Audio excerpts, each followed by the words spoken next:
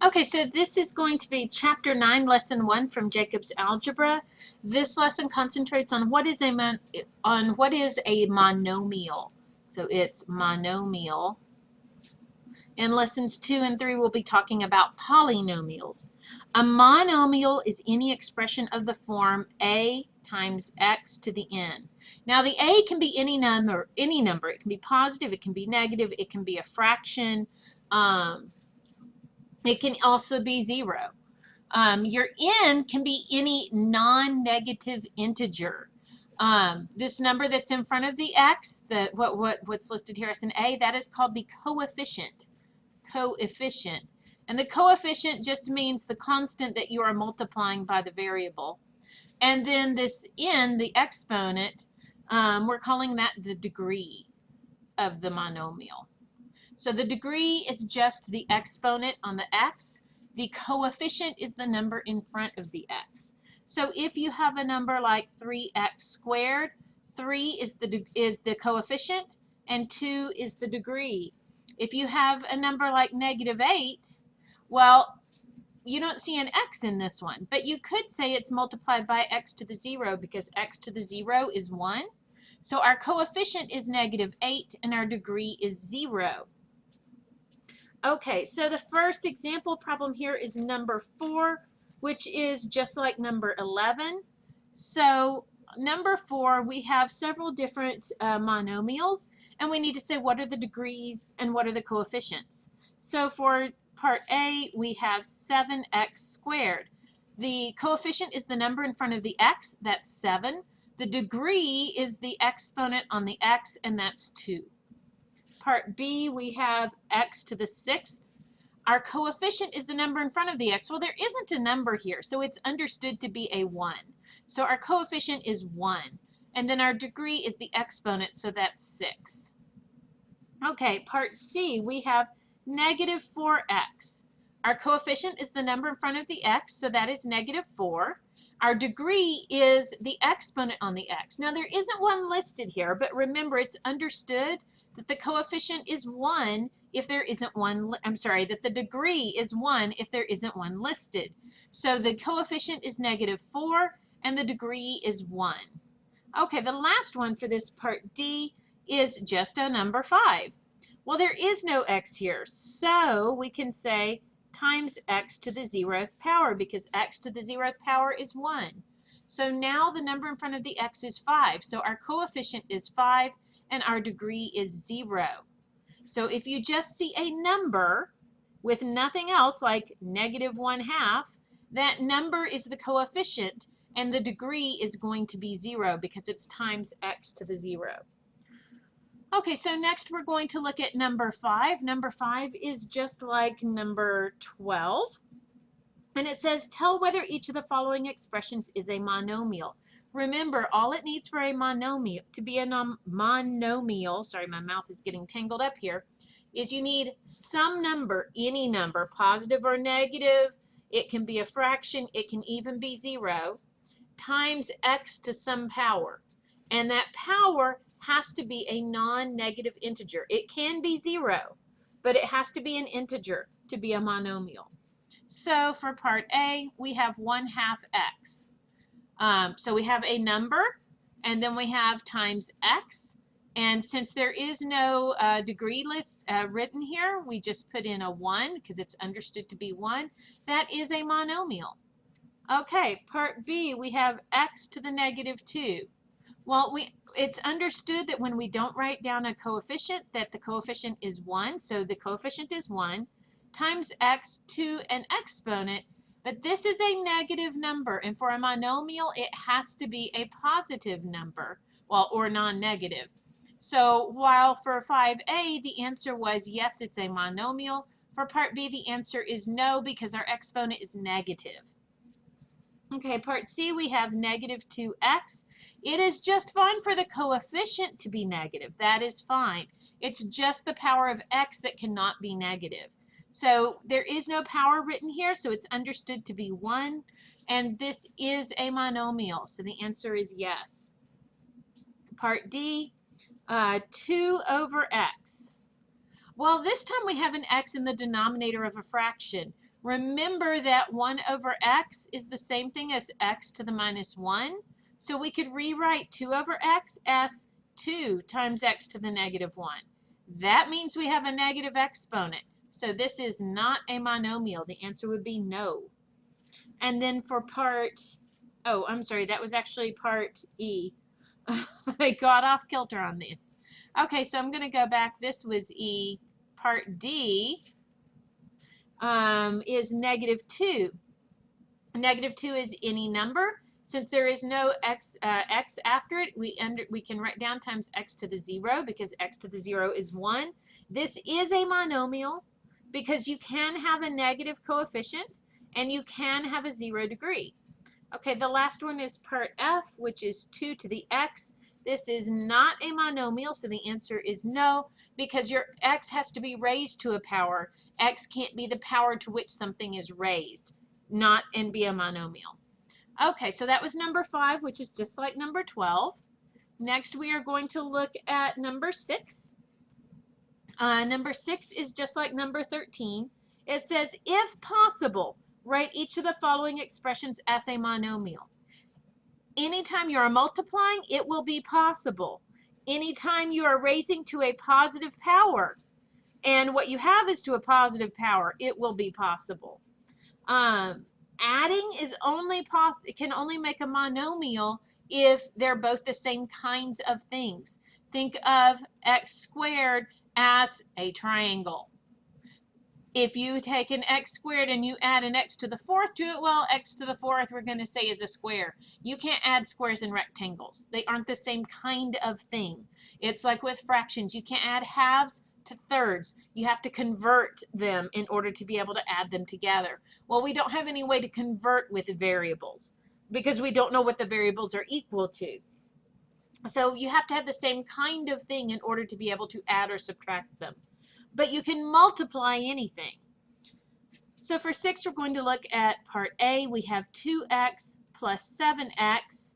We are talking about just a plain x. Both of these have x that's understood to be to the first power. So we have 2 of these x's, and then we get 7 more of them. That means that we have 9 of these x's. Part B is x squared plus 7x. Well, here we're talking about x squareds, while over there we're talking about just x. We can't do anything with this. X squareds and x's can't be added together and get a number. So that one cannot be written as a monomial. You can just write no. We're going to skip down to E. We have 11x minus x. Well, we had 11 x's and then we took away one of those x's. So now we have 10x. Part F. We have 11x and we subtract 11. Well, we can't take away 11 because we had 11 x's. We don't know how much each x is worth. So that one cannot be written as a monomial. X's and constants we can't add or subtract anything from them. Okay, part G, we have 5x, and then we have another 5x, and then we have another 5x. Well, that's just 5x 3 times, so that is 15x. Look at part H. We have x to the 5th plus x to the 5th plus x to the 5th. Again, we have x to the 5th, and then we have it again, and then we have it again. So we have 3 of those x to the 5ths. Okay, we're going to skip down to part J. Part J says 2x squared plus 2x cubed plus 2x to the 4th. Well, these are all different critters. X squareds and x cubes and x to the 4th are different things, so we can't add them together. So the answer here would be no. And then part N, we have x to the 4th minus x to the 8th. These are different things. 4ths and 8ths, they can't be subtracted from each other. So that's a no. Remember, think about it like fractions. You can't directly add or subtract 4ths and 8ths or 6ths and 5ths. You have to do some converting. We can't convert these because they're variables. We don't know their actual values. So we just say no, we can't do that. They can't be simplified any further. So that was number 6, which is just like 13. Now we're going to look at number 7. Number 7 is just like number 14. It says multiply as indicated. You can always multiply. Multiplying is never forbidden. So let's look at number 7a. We have 2x times 7x. Okay, so what we do here when we're multiplying monomials is first we multiply our coefficients. 2 times 7 is 14. And then we check. We have the same variable here. So all we have to do is write down the variable and add the exponents. It's understood that we have an exponent of 1 when nothing is listed. So 1 plus 1 is 2. We have 14x squared. For part B, we have x squared times 7x. We multiply our coefficients first. There is no coefficient in front of the x squared, so it's understood to be 1. 1 times 7 is 7. Now we write down our variable and we add the exponents. There's an exponent of 2 here, our degrees. There isn't an exponent listed for the other x, so it's understood to be 1.